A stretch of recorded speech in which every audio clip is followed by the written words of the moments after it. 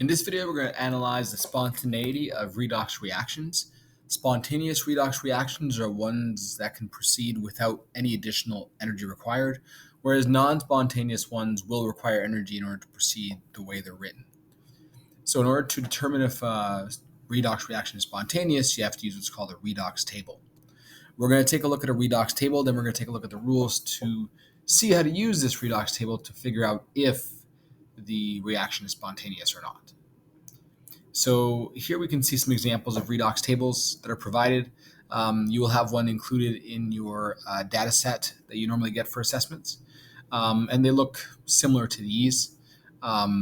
These two are simply just small samples of them. So how do they work? Well, these are redox tables that list what's called the standard reduction potential. And it's essentially how likely a substance is to be reduced or to undergo reduction. So if you look at the top over here, this reaction up here at the highest is the more likely one to occur, and then the one down here is the less likely one to occur.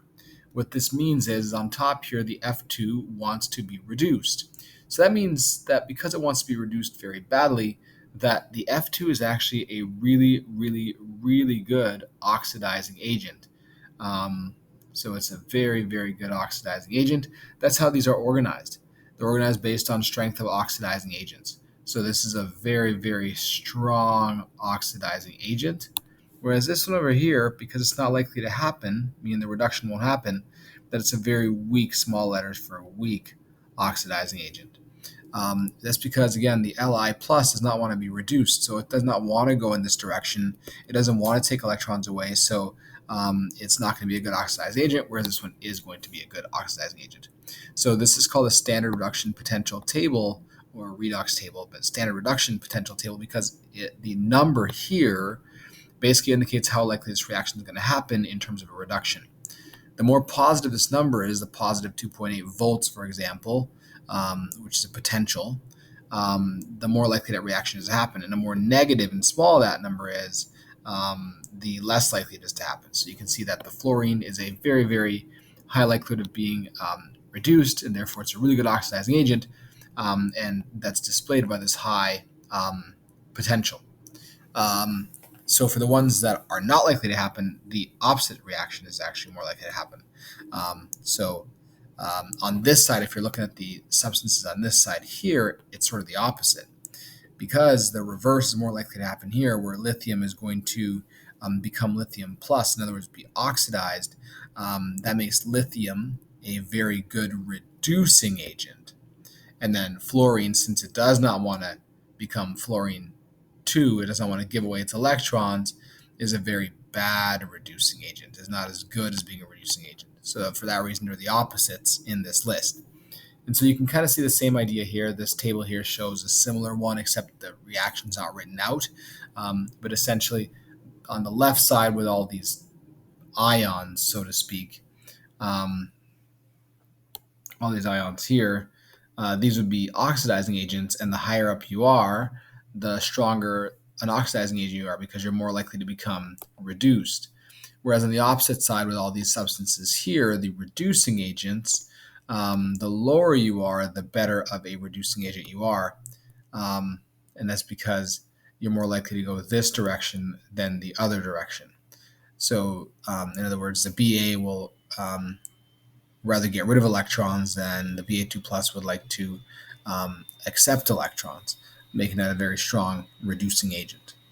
So we can use this table to help us figure out if a reaction is going to be spontaneous or not.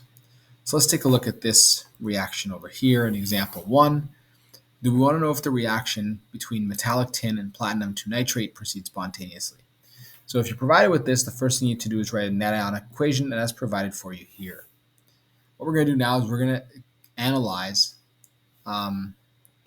the substances within the reaction. We're going to start off by analyzing the pure metals with each other. We're going to compare SN and PT in terms of their ability to be reducing agents, because that's where they fall. So we have PT over here, SN over here. You'll notice SN is lower on the list in the reducing agent side, being lower on the list means you're a better reducing agent. So SN is the stronger reducing agent, SRA, stronger reducing agent, whereas PT is simply a reducing agent in this scenario, and that's stronger one. Now we're going to analyze PT2 plus and SN2 plus. PT2 plus is here, SN2 plus is here, and in terms of this table, the higher up you are, the better you are for an oxidizing agent. So PT2 plus is a stronger oxidizing agent, the SOA, whereas the SN2 plus is simply an oxidizing agent. So we have a scenario here where the stronger ones, the stronger reducing and stronger oxidizing, are on the left side. In a scenario where the stronger ones are on the left side, the reaction will be spontaneous in the way it's written from left to right. So it will not require additional energy. It is spontaneous because the strongest reducing and strongest oxidizing are on the left side. Now, if they were on the right side, then the reaction would actually want to go more the other way.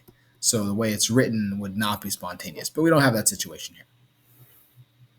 So what I want you to do is I want you to try the next one. So try it, pause the video, and then check your work. So if you did try that, let's take a look. You would have had something like this. First, you compare your similar ones to your metals. You can use any table. We'll use this time this table over here. So we have Fe and Mg. Based on this table, it looks like Mg is the stronger reducing agent, the SRA, whereas the Fe is the reducing agent. We'll compare Mg2 plus and Fe2 plus. So Fe2 plus is here, Mg2 plus is here. On the oxidizing agent side, being higher, it means you're a stronger one. So stronger oxidizing agent, simply oxidizing agent. So because the stronger ones are on the right side, not the left side, the other reaction would likely want to happen right to left. So the way this is written, this is not spontaneous. You need additional energy to make this reaction go from left to right. So if you were to mix some iron metal and some magnesium solution, magnesium nitrate solution, it wouldn't react. The other way would, though. If you were to mix magnesium metal and iron solution, like iron nitrate solution, iron trinitrate, that actually would react. So this is how we would use the redox table to determine if the reactions are spontaneous or not. You could also do some math. Essentially, you could subtract some reduction potentials, and if you get a positive number, it means that it's spontaneous. We won't see that in this lesson, though, but there's a calculation you can do to further support your answer. Another little tidbit of information you could use is the line trick in these tables. So let's go back to the first example.